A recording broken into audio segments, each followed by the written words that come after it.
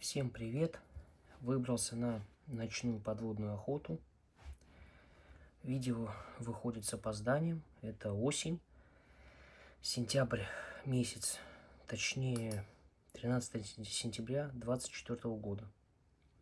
Охота в Санкт-Петербурге. Озеро называть не буду в целях предотвращения наплыва охотников. Как мы видим, прозрачность в районе 1,5 метра. На озере илистое дно.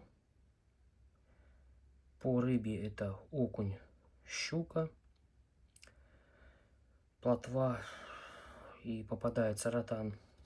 С самого начала попадается рыба, и это не может не радовать. Спустя непродолжительное время встречаю щуку и сразу решаюсь ее брать. Срабатывает инстинкт охотника. Видео будет коротенькое, подстрелил несколько щучек. В целом подводной охотой остался доволен. Всем ни хвоста, ни чешуи. До следующих встреч.